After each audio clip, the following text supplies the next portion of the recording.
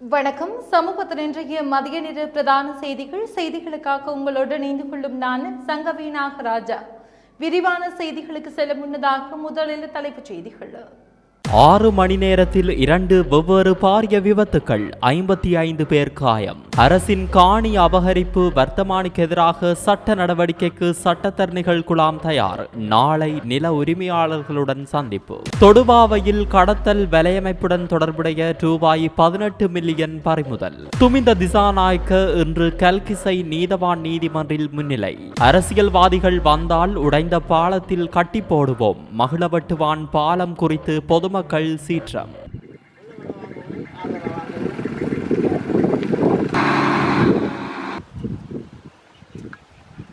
கதிர்காமத்திற்கான புனித யாத்திரை. குமண தேசிய பூங்கா ஊடான காட்டு வழிப்பாதை யூனில் திறப்பு.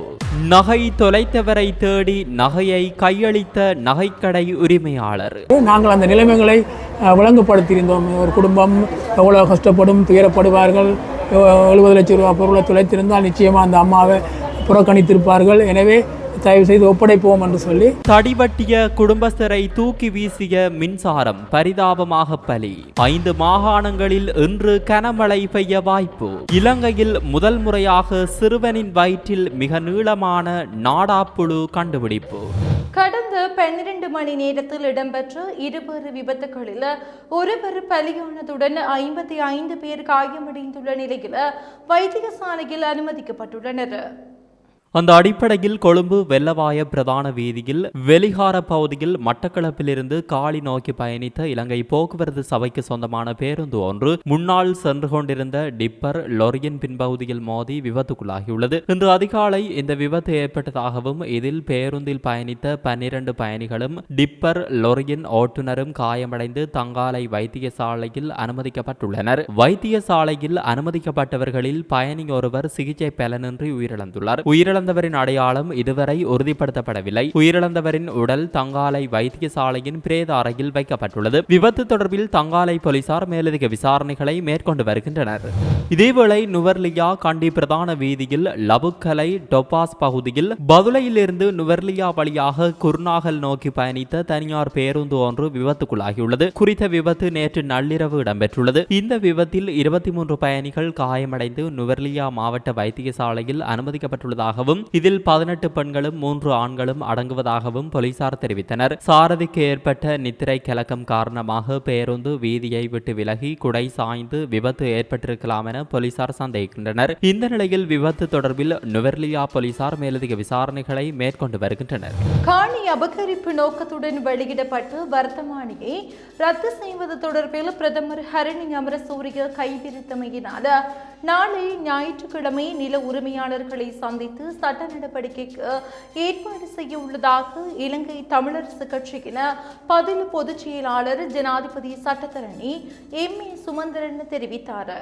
அவர் மேலும் கூறுகையில், வடக்கில் தமிழர்களின் நில இருப்பை உறுதிப்படுத்த 5940 ஏக்கர் காணியை அரச காணியாக சுவீகரிக்கும் அரசின் வர்த்தமானி அறிவிப்புக்கு எதிராக நாம் தொடர்ந்து ஆட்சேபனைகளை தெரிவித்திருந்தோம். 3 மாத காலத்தில் மக்கள் தமது காணிகளுக்கான ஆவணங்களை சமர்ப்பித்து உரித்தை உறுதிப்படுத்த வேண்டும் என்ற அந்த நிலைப்பாட்டை அரசு மீளப்பெற வேண்டும் என வலியுறுத்தினோம். இவ்வாறான நிலையில் அரசு காணி அமைச்சின் மூலம் ஒரு கடிதம் வெளியிட்ட போதும் அது சட்ட வலுவற்றதாக பார்க்கப்படும். பிரதமர் நேற்று வடக்கு கிழக்கு நாடாளுமன்ற உறுப்பினர்களை சந்தித்த போதும் ஓர் உறுதியான பதிலையோ அல்லது வர்த்தமானியை ரத்து செய்யும் நம்பிக்கையோ வழங்காதமையால் நாம் அடுத்த கட்ட நடவடிக்கைக்கு தயாராக உள்ளோம். இதன் முதல் கட்டமாக 4 மாவட்டங்களிலும் அறிவிக்கப்பட்ட பிரதேசங்களின் நில உரித்தாளர்களுக்கு தேவையான இலவச சட்ட உதவிகளை வழங்கும் வகையில் அந்த இடங்களுக்கே சட்டத்தரணிகள் குழாம் நேரில் வருகை தர உள்ளது. இதற்கமைய நாளை காலை 9 மணிக்கு வெற்றிலைக்கேணி ரம்போ விளையாட்டு மைதானத்தில் இந்த சட்ட உதவிகள் மற்றும் ஆலோசனைகள் வழங்க ஏற்பாடு செய்யப்பட்டுள்ளது. அதனால் அந்த பகுதி மக்கள் இதில் பங்கு கொள்ளலாம். இதே நேரம் ஏனைய மாவட்டங்களில் இடம்பெறும் பணிகள் தொடர்பில் பின்னர் அறிவிக்கப்படும் என்றார். துபாயிலிருந்து இயக்கப்படும் போதைப்பொருள் வலையமைப்பு பற்றிய ஏராளமான தகவல்களுடன் 1.8 மில்லியன் ரொக்க பணத்தையும் தொடர்பாக காவல்துறையினர் மீட்டெடுத்துள்ளனர். இந்த பணம் கடல் வழியாக போதைப்பொருள் கடத்தும் குழுவிற்கு வழங்க திட்டமிடப்பட்டிருந்ததாக விசாரணைகளில் தெரிய வந்துள்ளது. இந்த சம்பவம் தொடர்பாக 8 சந்தேக நபர்கள் கைது செய்யப்பட்டுள்ளனர். மாரவில தொடுபாவ காவல் நிலைய போக்குவரத்து பிரிவின் அதிகாரிகள் நேற்றிரவு மகாவேவ சிவராய மாவட்டத்தில் போக்குவரத்து சோதனையில் ஈடுபட்டிருந்த போது 2 நபர்களை ஏற்றிச் சென்ற சந்தேகத்திற்கிடமான முச்சக்கர வண்டியை சோதனை செய்தனர். முச்சக்கர வண்டியின் உள்ளே இருந்த ஒரு கருப்பு நிற சூட்கேஸை அதிகாரிகள் ஆய்வு செய்த போது அதில் அதிக அளவு பணம் இருப்பதை கவனித்தனர். அதன்படி உடனடியாக நடவடிக்கை எடுத்த காவல்துறை அதிகாரிகள் முச்சக்கர வண்டியில் இருந்த இருவரையும் கைகளில் விலங்கிட்டு காவல் நிலையத்திற்கு அழைத்து சென்றுள்ளனர். சந்தேக நபர்களிடம் நடத்தப்பட்ட விசாரணையில் பேருவளை அருகே உள்ள கடலில் பல நாள் மீன்பிடி கப்பல் மூலம் கடந்த 19ஆம் தேதி கிட்டத்தட்ட 300 கிலோகிராம் போதைப்பொருள் நாட்டிற்கு கொண்டுவரப்பட்டதாக தெரிய வந்தது. இந்த பணம் கப்பலில் இருந்த கேப்டன் உட்பட 6 பேருக்கு தலா 3 மில்லியன் ரூபாய் வழங்குவதற்காக எடுக்கப்பட்டது என்பதும் தெரிய வந்துள்ளது. சம்பந்தப்பட்ட போதைப்பொருள் கையிருப்பை நாட்டிற்கு கொண்டு வருவதற்கு முன்பு கடத்தல்காரர்கள் பல நாள் மீன்பிடி கப்பலுக்கு 7 மில்லியன் ரூபாய் செலுத்தினர். முச்சக்கர வண்டியில் பணத்தை கொண்டு வந்த நபர் பல நாள் மீன்பிடி படகின் உரிமையாளரும் ஆவார். மேலும் இது முன்னர் இந்திய பாதுகாப்பு படையினரால் 100 கிலோகிராம் போதைப் பொருட்களுடன் கைப்பற்றப்பட்டதாக ஒரு மூத்த காவல்துறை அதிகாரி ஒருவர் தெரிவித்தார். துபாயில் இருந்து இயக்கப்படும் இந்த போதைப் பொருள் வலையமைப்புடன் தொடர்புடைய இலங்கையர்கள் சிலாவம், தொடுவ, நீர்கொழும்பு மற்றும் மாத்தறை ஆகிய பகுதிகளை சேர்ந்தவர்கள் என்பது தற்போது தெரிய வந்துள்ளது. வவுணதீவு பிரதேச செயலக பிரிவில் உள்ள மகளப்பட்டுவான பாலம் உடைந்து வீழ்ந்த நிலையில் இதுவரை அரசியல்வாதிகள் மற்றும் அரசு அதிகாரிகள் கவனம் செலுத்தவில்லை என பொதுமக்கள் கடும் விசனம் தெரிவித்துள்ளனர். மகளவட்டுவான், நரிப்பு தோட்டம், கல்குடா, நெல்லூர் பிரதேசங்களில் இருந்து மட்டக்களப்பு நகருக்கு செல்லும் பிரதான வீதியில் உள்ள மகளவட்டுவான் பாலம் கடந்த 2023 டிசம்பர் மாதம் உடைந்து வீழ்ந்துள்ளது. இதனால் மட்டக்களப்பு நகருக்கான போக்குவரத்து துண்டிக்கப்பட்டது. மட்டக்களப்பு நகரிலிருந்து குறித்த பிரதேசத்திற்கு செல்லும் போக்குவரத்து பஸ் வண்டி பாலம் ஊடாக செல்ல முடியாத நிலையில் குறித்த பாலம் வரை சென்று நிறுத்தப்பட்டதும் பயணிகள் பஸ் வண்டியில் இருந்து இறங்கி பல்வேறு கஷ்டங்களுக்கு மத்தியில் நடந்து சென்று பாலத்தை கடந்து செல்ல வேண்டிய நிலை ஏற்பட்டுள்ளது. அது மாத்திரமல்லாமல் அங்கிருந்து சுமார் 2 கிலோமீட்டர் தூரம் வரை சுட்டரிக்கும் வெயில், கொட்டும் மழைக்கு மத்தியில் நடந்து பாடசாலைக்கு மற்றும் வீடு செல்ல வேண்டிய துர்ப்பாக்கிய நிலை ஏற்பட்டுள்ளது. பாடசாலை மாணவர்கள், ஆசிரியர்களும் இதில் உள்ளடங்குகின்றனர். இதேவேளை குறித்த பிரதேசங்களுக்கு மக்கள் ஆயித்தியமலை ஊடாக சுமார் 20 கிலோமீட்டர் தூரம் சுற்றி பிரயாணிக்க வேண்டியுள்ளது. இதேவேளை குறித்த உடைந்த பாலத்தை புனரமைக்காது அருகில் சுமார் 35 லட்சம் ரூபாய் செலவில் தற்காலிகமாக ஒரு பாலத்தை அமைத்த போதிலும் அதுவும் மழை வெள்ளத்தினால் உடைந்து பிரயாணிக்க முடியாத நிலையில் உள்ளது. இது தொடர்பாக அரசியல்வாதிகள் மற்றும் அரசு அதிகாரிகளின் கவனத்திற்கு கொண்டு வந்தும் இதுவரை எந்தவிதமான நடவடிக்கையும் எடுக்கப்படவில்லை என பொதுமக்கள் கடும் விசனம் வெளியிட்டுள்ளனர். இந்த பாலத்தை புனரமைக்காது எந்த அரசியல்வாதிகள் வந்தாலும் அவர்களை பிடித்து பாலத்தில் கட்டி போடுவோம் எனவும் தெரிவித்துள்ளனர். எனவே சம்பந்தப்பட்ட அதிகாரிகள் கவனம் செலுத்தி உரிய நடவடிக்கை எடுக்குமாறு பொதுமக்கள் கோரிக்கை விடுத்துள்ளனர். அரசியல்வாதி வாராங்க போகிறாங்க, கோட்டு கேட்குறாங்க போகிறாங்க, ஒரு பேரையும் செய்து தராங்கல்ல எங்களுக்கு. அவங்க நீங்கள் வரையும் தேவையில்லை, இந்த பாலம் போடாட்டி இங்கே வரையும் தேவையில்லை. வாங்க வண்டா கட்டு தான் அவங்களுக்கு வர மண்ணில் அதிலே பாரதியை வச்சு கட்டி போடுவோம். அப்படி மோசமாக இருக்கு எங்களுக்கு. இந்த பாலம் 1.5 வருஷமாக உடைஞ்சு கிடக்குது. எங்களுக்கு அதாவது தூரத்து பாடசாலைகளுக்கெல்லாம் போட்டிகளுக்கு என்னவும் போகணும் என்றாலும் கஷ்டமாக இருக்குது. இந்த தண்ணியை கண்டாலே அவ்வளோ பயமாக இருக்குது. அதிகாரிகளும் கவனம் எடுக்கிறாங்கல்ல. ப்ளீஸ் தயவு செஞ்சு இந்த ஜனாதிபதி ஆகிறது கொஞ்சம் கவனம் எடுக்கணும் என்று தயவாக. தங்க முலாம் பூசப்பட்டு T56 ரக துப்பாக்கி கைப்பற்றப்பட்ட சம்பவம் தொடர்பில் கைது செய்யப்பட்ட ஸ்ரீலங்கா சுதந்திர கட்சியின் பொதுச் செயலாளரும் முன்னாள் அமைச்சருமான துமிந்த திசாநாயக்க இன்று கல்கிசை நீதவான் நீதிமன்றில் முன்னிலைப்படுத்தப்பட உள்ளார். இந்த விடயம் தொடர்பில் பயங்கரவாத தடுப்பு பிரிவினர் அவரிடம் விசாரணைகளை முன்னெடுத்து வருகின்றனர். பம்பலப்பட்டி பகுதியில் உள்ள அவரது வீட்டில் வைத்து பயங்கரவாத தடுப்பு பிரிவினர் அவரை நேற்று கைது செய்திருந்தனர். கடந்த 20ஆம் தேதி வெள்ளவத்தை ஹெவ்லாக் சிட்டி அடுக்குமாடி குடியிருப்பில் வசித்து வந்த 2 பெண்களிடமிருந்து குறித்த துப்பாக்கி மீட்கப்பட்டிருந்தது. சம்பவம் தொடர்பில் கைது செய்யப்பட்ட 69 வயதுடைய பெண்ணும் கஜகஸ்தானை சேர்ந்த அவரது மருமகளும் வெள்ளவத்தை காவல்துறையினரால் கைது செய்யப்பட்டனர். அவர்களிடம் தொடர்ந்தும் விசாரணைகள் முன்னெடுக்கப்பட்ட நிலையில் அவர் அவர்கள் இந்த விடயம் குறித்து தங்களுக்கு எதுவும் தெரியாது என்று கூறி வந்துள்ளனர். பின்னர் இந்த விடயம் குறித்த விசாரணைகளை பயங்கரவாத தடுப்பு பிரிவினர் மேற்கொண்டிருந்த நிலையில் குறித்த துப்பாக்கி தொடர்பான பல விடயங்கள் வெளிக்கொணரப்பட்டிருந்தன. இதன் அடிப்படையிலேயே தங்க முலாம் பூசப்பட்ட T56 ரக துப்பாக்கியுடன் முன்னாள் அமைச்சர் துமிந்த திசாநாயக்கவுக்கு தொடர்பிருப்பது தெரிய வந்துள்ளது. முன்னாள் அமைச்சர் துமிந்த திசாநாயக்க கடந்த சில நாட்களுக்கு முன்னர் தமது சமையல்காரரின் மூலம் அந்த துப்பாக்கியை ஹேவ்லாக் சிட்டி அடுக்குமாடி குடியிருப்பில் வசித்து வரும் தமது நண்பரின் வீட்டிற்கு அனுப்பியுள்ளமை விசாரணைகளில் தெரிய வந்துள்ளது. கதிர்காமத்துக்கு புனித ஜாத்திரை மேற்கொள்ளும் ஜாத்ரிகர்களுக்காக குமணு தேசிய பூங்கா ஊடான காட்டுவழி பாதை அடுத்த மாதம் 20ஆம் தேதி முதல் திறக்கப்பட உள்ளது. வடக்கு மற்றும் கிழக்கில் இருந்து பயணிக்கும் யாத்திரிகர்களுக்காகவே குறித்த காட்டு வழிபாதை திறக்கப்பட உள்ளது. கதிர்காம வருடாந்த உற்சவம் அடுத்த மாதம் 26ஆம் தேதி முதல் ஜூலை மாதம் 11ஆம் தேதி வரை இடம்பெற உள்ளது. இந்த நிலையிலேயே யாத்திரிகர்களுக்காக குமண தேசிய பூங்கா ஊடான காட்டு வழிபாதை திறக்கப்பட உள்ளதாக தெரிவிக்கப்படுகிறது. யாழ்ப்பாணத்தில் நகைக்கடை உரிமையாளர் ஒருவர் 23 பவுன் நகையை தொலைத்த பெண்ணை தேடி கண்டுபிடித்து அந்த நகையை அவரிடமே கொடுத்துள்ள சம்பவம் அனைவரின் பாராட்டையும் பெற்றுள்ளது.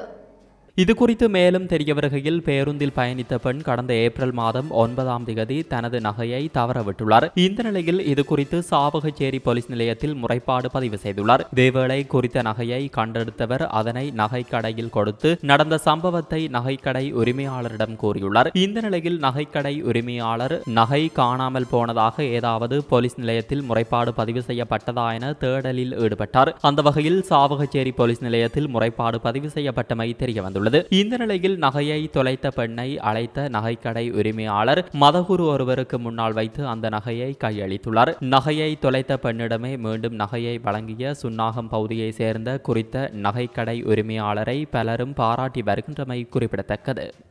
அவருடைய வீட்டுக்கு சென்று அவர்களோடு கலந்துரையாடி இந்த பொருளை பெற்றுக் கொடுப்பதற்கான முயற்சியில் நாங்கள் ஈடுபட்டிருந்தோம்.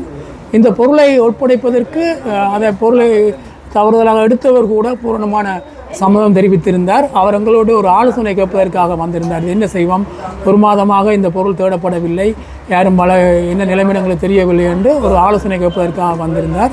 அவரோடு நாங்கள் மிக தெளிவாக பேசினோம். அவரும் அந்த பொருளை கொடுப்பதற்கே விரும்பினார். அவர்களிடம் ஒப்படைத்து விடுவோம் என்று நாங்கள் அந்த நிலைமைகளை விளங்குபடுத்தியிருந்தோம். ஒரு குடும்பம் எவ்வளோ கஷ்டப்படும், துயரப்படுவார்கள், 70 லட்சம் ரூபா பொருளை தொலைத்திருந்தால் நிச்சயமாக அந்த அம்மாவை புறக்கணித்திருப்பார்கள். எனவே தயவு செய்து ஒப்படைப்போம் என்று சொல்லி அதை அவர்களோடு பேச்சுவார்த்தை நடத்தி 2 பகுதியையும் அழைத்து உடுவில் மெல்வம் பங்கு தந்தையின் முன்னிலையில் வைத்து நாங்கள் இந்த பொருட்களை அவர்களுக்கு திரும்ப வழங்கியிருந்தோம். இது ஒரு திரும்ப வழங்கி என்பது மனதுக்கு மிகுந்த ஒரு ஆறுதலையும் மகிழ்ச்சியையும் தரக்கூடியதாக இருந்தது. யாழில் மின்சாரம் தாக்கியதில் குடும்பஸ்தர் ஒருவர் சம்பவ இடத்திலேயே உயிரிழந்தார்.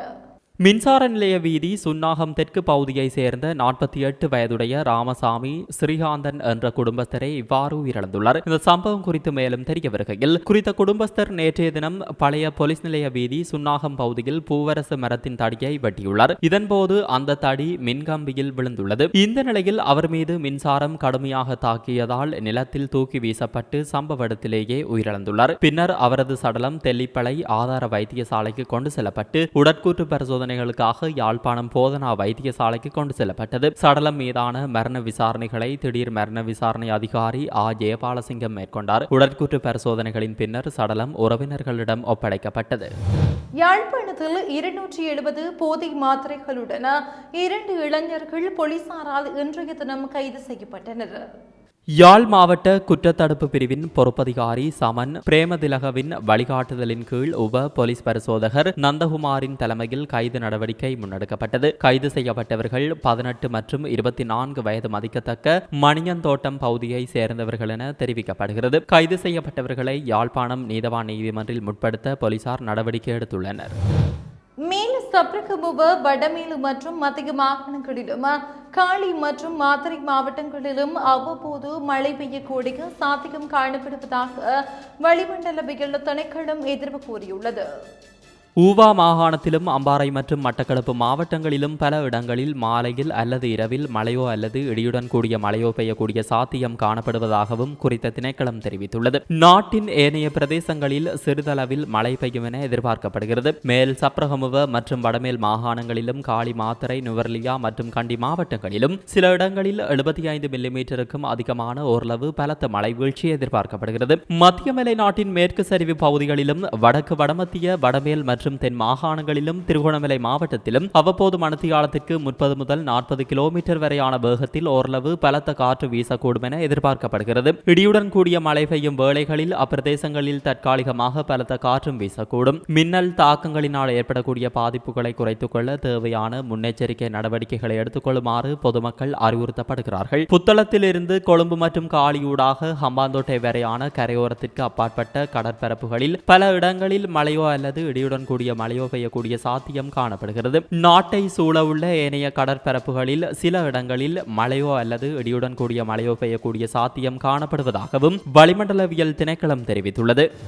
சிங்கள திரையுலகின் புகழ்பூத்த பிரபல நடிகையான மாலனி பொன்சேகா இன்றைய தினம் அதிகாலை காலமானார். அவர் உடல்நலக் குறைவு காரணமாக கொழும்பில் உள்ள தனியார் வைத்தியசாலையில் சிகிச்சை பெற்று வந்த நிலையில் காலமானார். மாலனி பொன்சேகா மரணமடையும் போது அவருக்கு 76 வயதாகும். இலங்கையின் முதல் முறையாக சிறுவனின் வயிற்றில் மிக நீளமான நாடாப்புழுவை மருத்துவ ஆராய்ச்சி நிறுவனத்தின் ஒட்டுண்ணியல் திணைக்களம் கண்டுபிடித்துள்ளது. இந்த நாடாப்புழு 70 சென்டிமீட்டர் நீளத்தை விடவும் அதிகமாகும். இந்த நாடாப்புழு 10 வயது சிறுவனின் உடலில் காணப்பட்டதாக நிபுணர்கள் தெரிவித்துள்ளனர். இந்த ஆராய்ச்சியை கொழும்பு மருத்துவ ஆராய்ச்சி நிறுவனத்தின் இயக்குனர் சுரங்க தொலமுல்லா மற்றும் மருத்துவ ஆராய்ச்சி நிறுவனத்தின் ஒட்டுண்ணியியல் துறையின் தலைமை நிபுணர் ரோஹித முத்துகல ஆகியோரின் மேற்பார்வையின் கீழ் ஒட்டுண்ணியியல் துறையின் தலைமை மருத்துவ ஆய்வக விஞ்ஞானி துஷாரா தந்திரிகே மேற்கொண்டார். இந்த நாடாப்புழு குரங்கினத்தை சேர்ந்தது என்றாலும் எதிர்காலத்தில் மூலக்கூறு உயிரியலை பயன்படுத்தி இனத்தை உறுதிப்படுத்த நடவடிக்கை எடுக்கப்பட்டுள்ளது. இந்த வகை நாடாப்புழு குரங்குகளால் பரவுகிறது. நாடாப்புழு முட்டைகள் குரங்கின் மலத்துடன் கலந்து மண்ணில் உள்ள ஒரு சிலந்தி பூச்சியால் உட்கொள்ளப்படுகின்றன. பின்னர் நாடாப்புழு இனப்பெருக்கத்தை செய்கின்றன. பழங்கள் மற்றும் காய்கறிகள் போன்ற கழுவப்படாத உணவுகளை சாப்பிட்ட பின்னர் அல்லது நகங்கள் வழியாக மண் உடலுக்குள் சென்று நாடாப்புழுக்கள் உருவாகின்றன என தெரிவிக்கப்படுகிறது. இத்துடன் சமூகத்தின் இன்றைய மதிய நேர பிரதான செய்திகள் நிறைவு பெறுகிறது. தொடர்ந்தும் சமூகத்தோடு இணைந்திருங்கள். நன்றி. இது போன்ற செய்திகளை தெரிந்து கொள்ள சமூகம் நியூஸ் சேனலை சப்ஸ்கிரைப் செய்து அருகில் உள்ள பெல் பட்டனை கிளிக் செய்யுங்கள். மேலும் இது போன்ற செய்திகளை உடனுக்குடன் தெரிந்து கொள்ள சமூகமீடியா.com என்ற இணையதளத்தின் வாயிலாகவும் எங்களுடன் இணைந்திருங்கள்.